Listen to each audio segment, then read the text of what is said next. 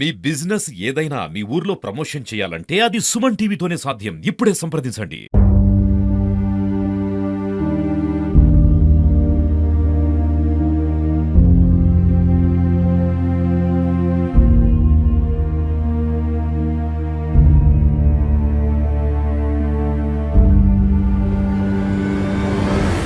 ఆయన 2022లో నుంచి ఆ ఫైనాన్స్ లో పనిచేస్తున్నాడు. అందులో ఏదో 10 లక్షల అవకతవక ఉందని వాళ్ళు చెప్పినారు. అప్పటికే ఆయన 8 లక్షలు కట్టినాడు. 8 లక్షలు కట్టిన తర్వాత వాళ్ళు 8 లక్షలు కాదు, దీనికి వడ్డీతో కలిపి 50 లక్షలు కట్టాలన్నారు. నేను కట్టలేను, అంతకు నాకు టైం ఇస్తే మిగతా 2 లక్షలు ఎంతో కొంత వడ్డీ కట్టుకుంటా అన్నాడు. వాళ్ళు వినకుండా కొట్టి 15 బాండ్ల మీద సంతకాలు, అగ్రిమెంట్ల మీద సంతకాలు పెట్టించుకున్నారు. చెక్కులు అడిగితే ఆయన పారిపోయినాడు. జూన్ 7వ తేదీ ఆయన పారిపోయినాడు. ఆయన పోయినాళ్ళ నుంచి నన్ను మా నాన్నని తిప్పుతూ రాత్రనక పగలనక రాత్రులు 11 వరకు కూడా తిప్పి పంచాయతీలని సతాయించినారు. డబ్బులు నువ్వు కట్టకుంటే నీ కుటుంబాన్ని నేనేమైనా చేస్తామో అని బెదిరించినారు. ఈ అవమానం తట్టుకోలేక మా నాన్న పురుగుల మందు చనిపోయినాడు. హరి వెంకట కృష్ణారెడ్డి అని అనపర్తి కుప్పరం గ్రామానికి చెందిన అతను నీ కథ చూస్తా, నీ అంత చూస్తా, నేను చంపేస్తా అని మా నాన్నను బెదిరించినాడు. ఆయనతో పాటు తిరిగే కాళా శ్రీశ్వర్ గౌడు, ఉప్పరి శివ అనే వాళ్ళు మా నాన్నతో పాటు ఉప్పరి శివ అనే వాళ్ళు మా నాన్నని వాళ్ళు వెనకమ్మడి తిరుగుకుంటూ మోసం చేసుకుంటూ తప్పుదావలు పట్టించుకుంటూ ఆయనను మానసికంగా భయపెట్టిస్తూ తిరిగి ఆయనని ఏమన్నా చేస్తారు వాళ్ళు, ఏమన్నా సార్ నిన్ను అని భయపెట్టించుకుంటూ ఆయన బినామీలు హరి వెంకట కృష్ణారెడ్డి బినామీని వీళ్ళందరూ కలిసి మా నాన్నని చంపేసినారు. ఈరోజు మాకు న్యాయం చేయండి.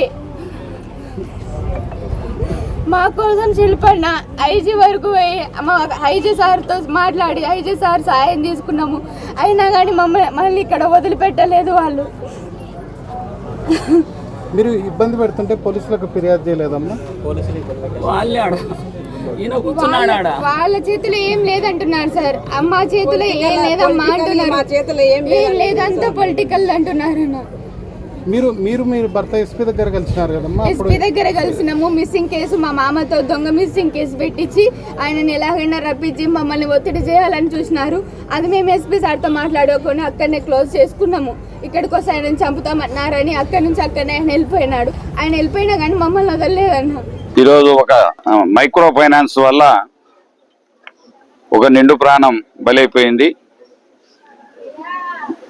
ఇది దాదాపు 5-6 మాసాల నుంచి జరుగుతున్నటువంటి సమస్య. రమణ కూతురు చెప్పినట్లుగా చాలా రోజుల నుంచి వేధిస్తూ ఎన్నో రకాల ఇబ్బంది పడుతూ తన అల్లుడు రమణ అల్లుడు మైక్రో ఫైనాన్స్లో పనిచేస్తూ డబ్బులు వాడుకున్నాడు అని చెప్పి మీరు మామను బలవంత పెడితే రమణను బలవంత పెడితే నువ్వు నీ అల్లుడు కదా, నువ్వే కట్టాలి, మీ అల్లుని అప్పంతా కట్టాలి అని చెప్పి బెదిరించడం వల్ల ఎవరికి తెలియకుండానే ఒక 5 లక్షల రూపాయలు, ఒక 3 లక్షల 8 లక్షల రూపాయలు చెల్లించినట్టుగా కూతురు చెప్తా ఉంది. గతంలో ఈ యొక్క మైక్రో ఫైనాన్స్ వ్యాపారస్తులు ఇక్కడ బాగా తిరుగుతూ ఉన్నారు ఆత్మకూరు పట్టణంలో. ఈ మైక్రో ఫైనాన్స్ వల్ల ఎన్నో ప్రాణాలు ఇప్పటికే గాలిలో గెలిచిపోతా ఉన్నాయి.